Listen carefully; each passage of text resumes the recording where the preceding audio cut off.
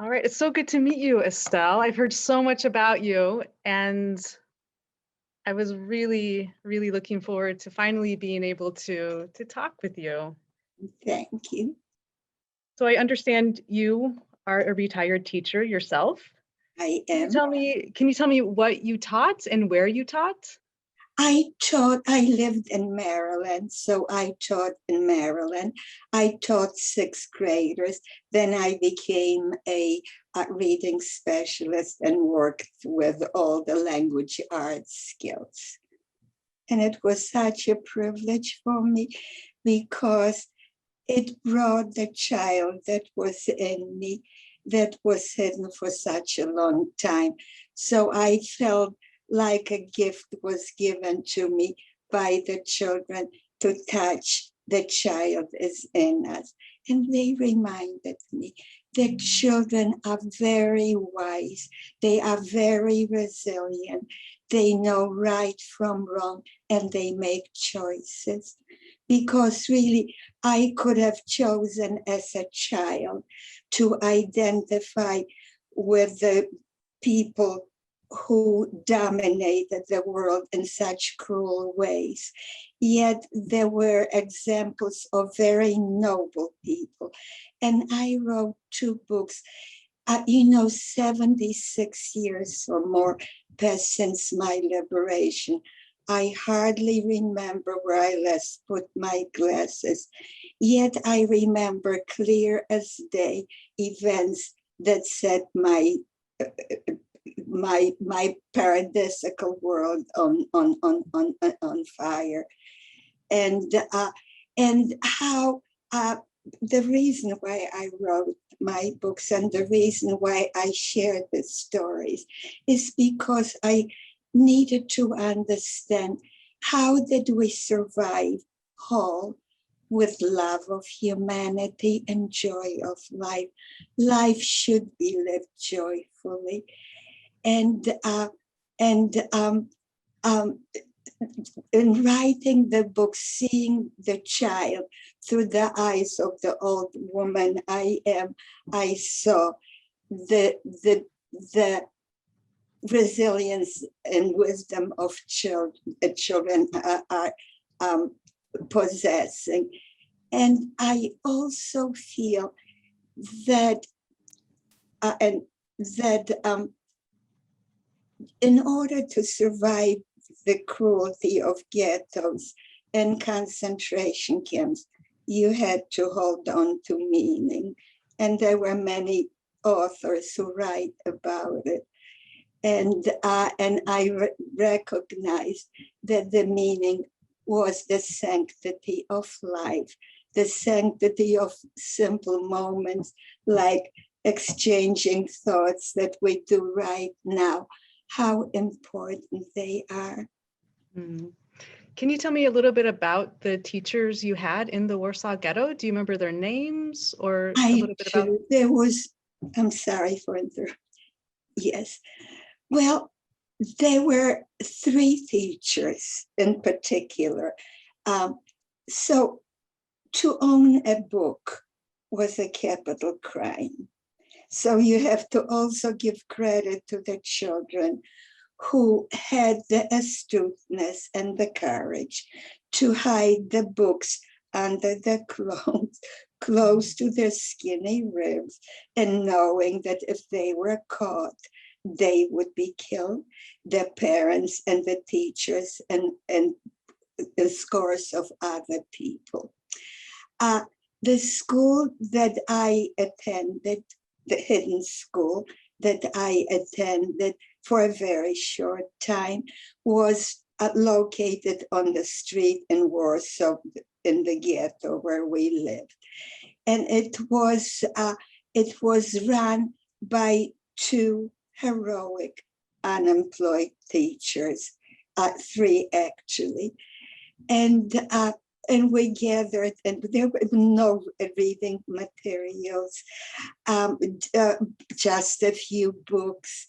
And they use, which teachers are using now to sort of a language experience. they use the children's experiences to develop verbal skills and to develop to get in touch with meaning of and being able to express, sort of touching the godliness that is in us, our ability to think, our ability to express ourselves. And it was so enriching.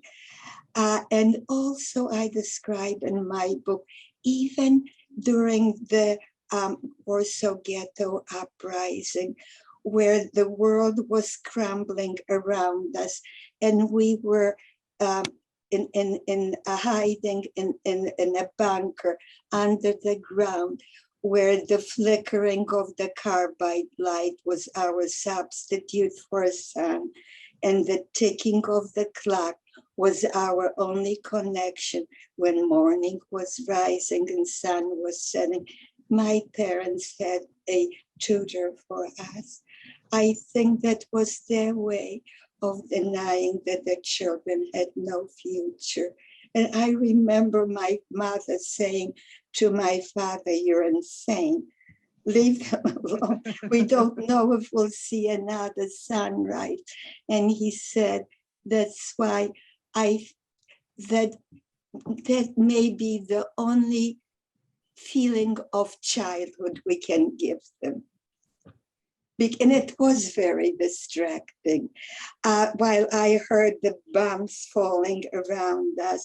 And I remember the teacher, actually it happened to be a French teacher, and she was asking, "Qu'est-ce que c'est, qu'est-ce que c'est?" And somehow I was so focused on it. It was also a promise there is a future.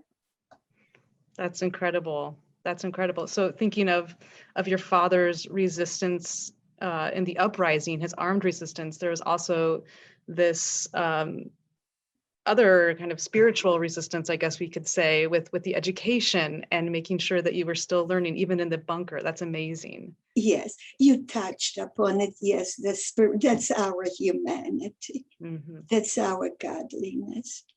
Wow. So what was your favorite part about being a teacher? My favorite parts about being a teacher is just the beauty of childhood. Because it's so spontaneous, it's without guile, and it's just so open to whatever is in front of them, and good judgment. Whenever we had rules in the classroom, they were always done with the children's participation. If there was an issue, there was no issue, there was no need for rules. But if there was an issue and there was a need for rules, I always deferred to the children, and we set up rules. And in my second book, a novel that I wrote, also about the heroism and nobility of children, I write about a very wonderful man, Janusz Korczak. You may have heard of him. Mm-hmm. He was an educator. He was the most famous writer of children's book. There was not a child in Poland who didn't read his books. And the heroes in his books were as real as your best friends. And he, in a way, I had just a little first-hand contact with him, but I knew about him, and I write about him a big a part of it in my novel, Hannah, I forgot to tell you. And he was my role model. He ran an orphanage. So he collected a lot of children, street children, and they were not great candidates for exemplary behavior. But what he did in his orphanage, it was run in a completely democratic way. The children, if somebody hits you, he said, "I'll sue you." And once Janusz Korczak slid down the banister to just see why do the children do it, so the children sued him. But he also taught them about mitigating circumstances. That's so interesting. I didn't know that you had personal contact. I did. That's incredible. Very, very small, but I saw his face from up close, and I saw him surrounded by his orphans, and I saw how there was an invisible embrace, and how I could not imagine that one person can be a father to 200 children. But I knew one orphan who was raised in the orphanage, and she told me the door was always open, and he was my father. And I said, how can he be a father to 200 people and children? And she said he was. He said when we needed a tooth extracted, we went to Janusz Korczak, because when he did it, it didn't hurt. And that stuck in my mind. Well, great. Thank you so much for sharing some of your experiences. It's so inspiring to hear what you went through and others as well. So thank you so much for sharing that.